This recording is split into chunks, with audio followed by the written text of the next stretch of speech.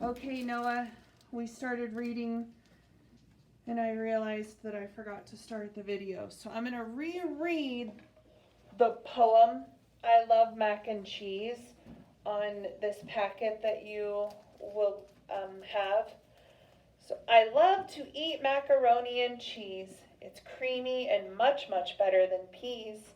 I thread a mac on each spike of a fork and top it off with a nice slice of pork. My mother yells, "Fred, please eat something new." I tell her, "I can't, nothing else will do." Mac and cheese is just so very yummy, only that alone can please my tummy. Who is the speaker or the narrator in this poem? Is it Mac, Fred, Cheese, or Fred's mother? So you can just circle the answer that goes with that poem. All right, ready for question 2? Mm-hmm. This is a poem called Two Mice. It's by J. Robbins. Read that with me, the poem I mean. Two mice were sitting down to tea. Their names were Hop and Skip. "My dear," Hop said, "I really think we ought to take a trip." "Whatever for?" said sleepy Skip. "I do not like the sea."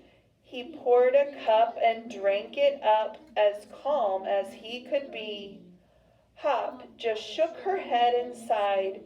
She didn't want to fight, so she just stared at Skip instead until he said, "All right."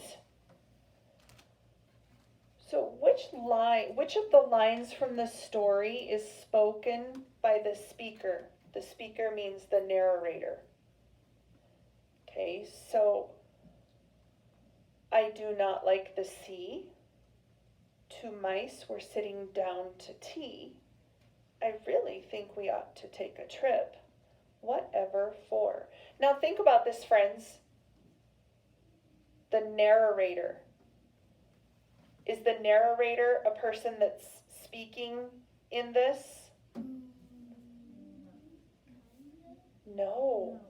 The narrator is the person that's telling, like, this story. Okay, so which one of these is being spoken or said by the narrator? I do not like the sea, which is A.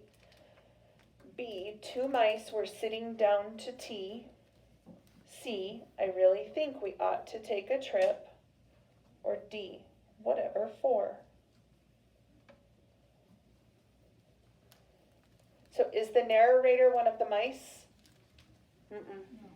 So you have to decide which one of those lines is not being spoken by one of the mice.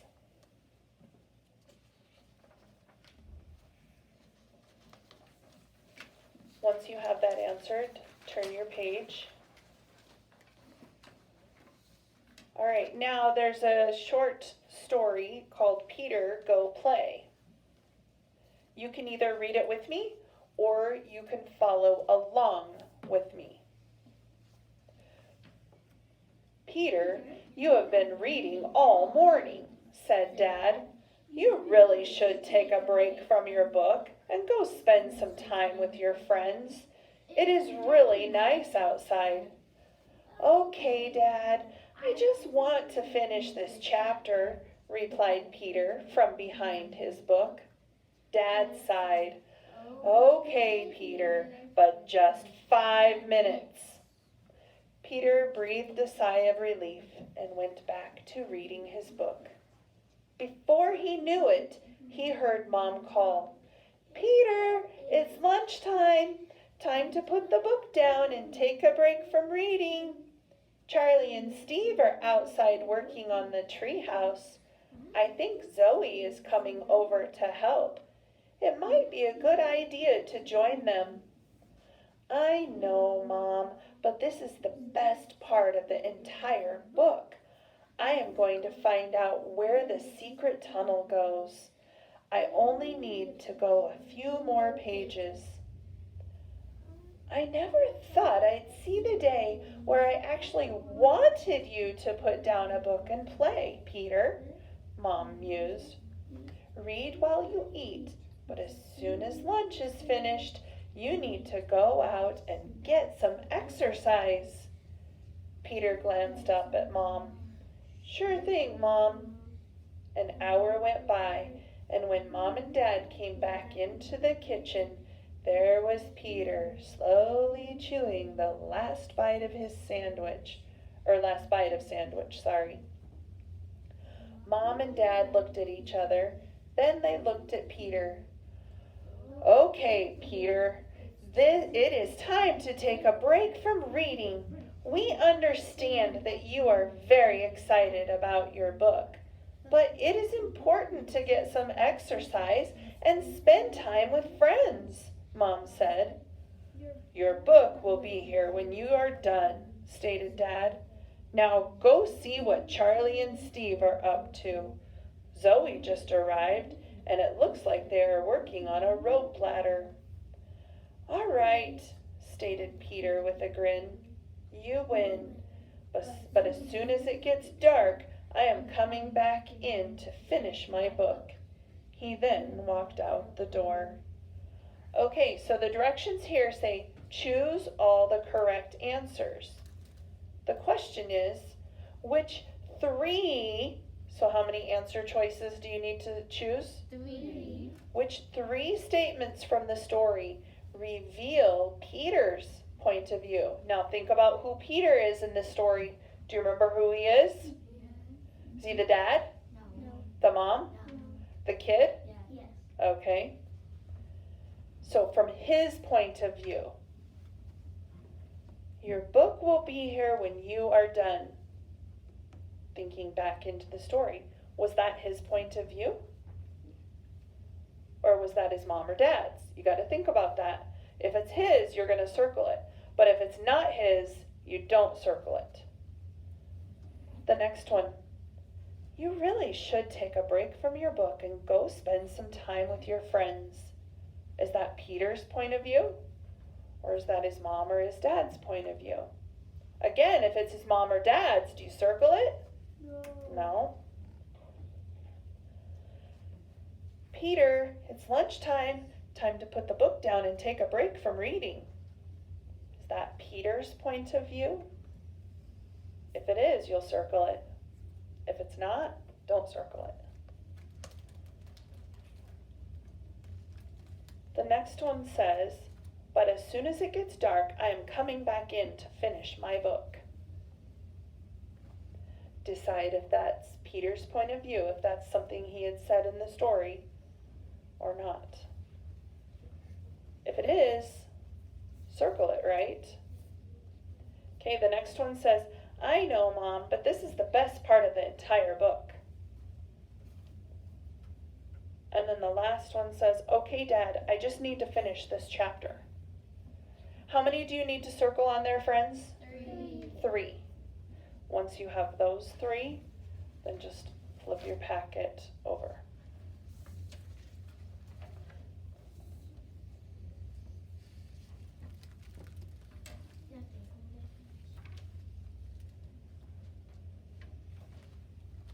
All right. This is, a part of a story. So we are thinking about like the narrator of the story, because it asks us which line is spoken by the narrator of the story. So the person telling the story. All right, up into the story. I have a secret, a really good, juicy, have to tell your friends kind of secret, but I cannot tell anyone. My parents do not even know. I am a spy. It sounds silly, but it is true. I am a 3rd grade student at Whitcomb Elementary. I am an okay student. I like math and social studies a lot. I'm not as good at science or reading. And I help the United States stop criminals on the weekends. Last weekend, for example, I was playing outside with my friends. Oh, I think this is starting to die. Johnny and Waleed rode their bikes to my house. Amber and Patricia walked over, and we started running around outside. "Let's play tag, Michael," Amber said. "What kind of tag?" I asked. "I like freeze tag the best." "Yes, but you have to be it," said Johnny. Waleed nodded. "You choose, so you are it. Or you chose, so you are it, excuse me." Just then I heard a beeping. It was my computer. I told them to hold the game, and I raced inside. "You've got spy mail," my computer said. It was from the president. He needed my help again. Tag would have to wait. All right, so which line is spoken by the narrator in this story? You chose, so you are it. You've got spy mail. Yes, but you have to be it. But I cannot tell anyone.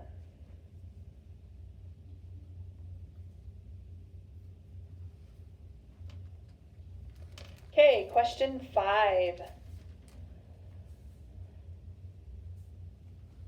Let's look at the question. They're asking us, what is the narrator's name? So who is the person telling the story? Is it Jim, Chucky, Spears, or Marcus? We're going to have to figure out. Up to this very short story. Sometimes I got the feeling that Coach Brooks didn't really want me on the team. He would always start the bigger, faster, stronger, meaner kids ahead of me. Guys like Chucky, Jim, or Marcus. I guess heart didn't matter all that much to him. Nevertheless, I still felt very proud of putting on that black and red football uniform. The very uniform I had dreamed of wearing ever since I was in 3rd grade. But one day, all that would change. We were down 21-14 to the Jackson High Generals with only 2 minutes left to go in the 4th quarter. Suddenly, Coach Brooks called my name. "Spears, get out there and hit somebody." I put on my helmet. My time had come. All right, so what is the narrator's name? Jim, Chucky, Spears, or Marcus?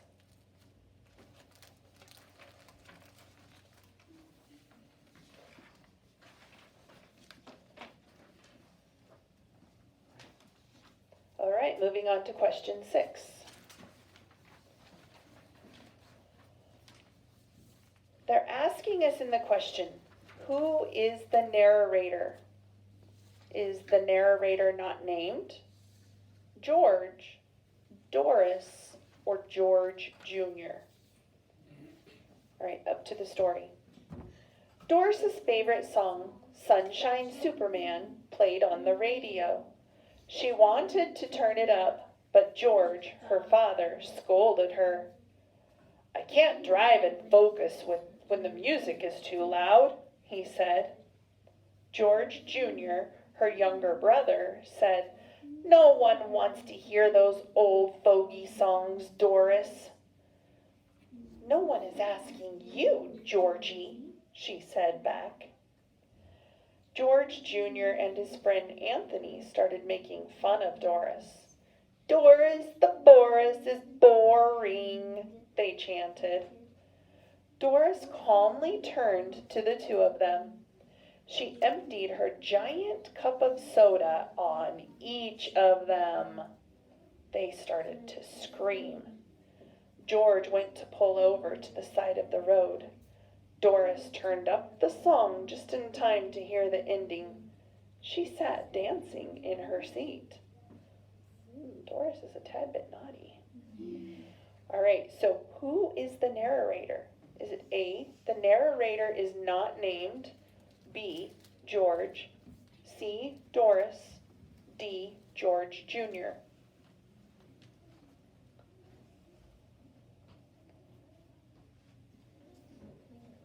When you're reading, can you cross people out that you know isn't Yeah, you can start eliminating as we're reading through these. All right, on to question 7. So let's jump down to the question it's asking us to do. So it says choose all the correct answers. Which 2, how many? 2. There's going to be 2 answers, right? Which 2 sentences from the piece best reveals the author's point of view? All right, let's go up and read Keeping Pets Warm. When it gets cold outside, people wear warmer clothes. They might wear an extra sweater under their jackets. Toasty mittens or gloves will keep their fingers warm. When it gets cold, it is important to make sure pets stay warm too. Dogs should be brought inside when the temperature drops. Dogs that have very short hair might need a doggy sweater. Doggy sweaters can often be purchased at a pet store. Another way to keep a dog comfortable is to put a few blankets in a cozy, warm place. Cats should also be brought inside. They can be kept warm with blankets too. Cats also like to sleep in sunny spots. Open a curtain to let a little bit of warm sunlight in and watch the cat relax in the sun. Pets that live in cages, like mice or hamsters, need to keep warm too. Be sure to give them extra cage filling. Add more newspaper shreds or wood chips to their cages than usual. They will cover themselves to keep warm. Pets are part of the family. Don't forget to keep them warm. All right, so which 2 sentences best reveal the author's point of view? Doggy sweaters can often be purchased at a pet store. They can be kept warm with blankets too. Pets are part of the family. They will cover themselves to keep warm. When it gets cold, it is important to make sure pets stay warm too.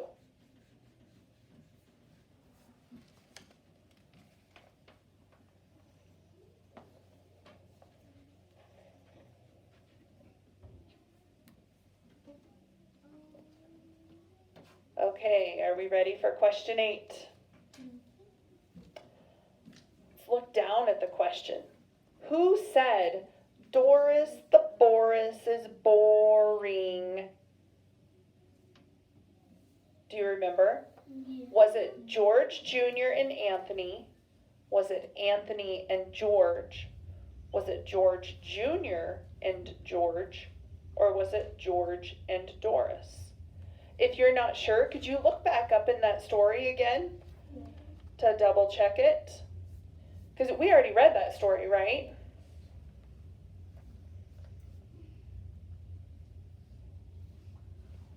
All right. Hands on your hips if you have that one answered.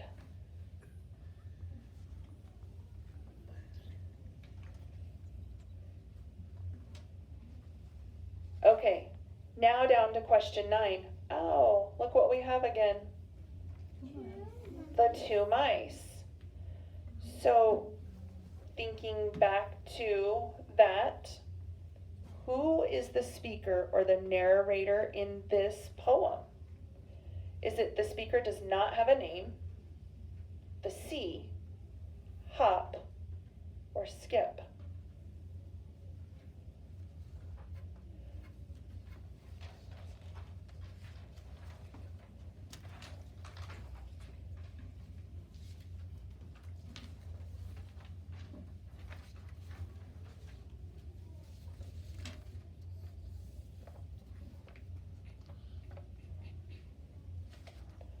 Okay, question 10. It's a new piece of a story. Yep, so we're going to have to actually read this one. But let's look at the question. Who said, but you can't cheat? So we're deciding, was it Heather, David, Susan, or Charles? Let's go up and read the story. The lights had gone out. The storm had washed over the building, and people were waiting to hear from the news. Charles remembered he had a deck of cards. Does anyone want to play? He asked. I don't know how to play cards, Susan replied. I only know how to play solitaire, said David.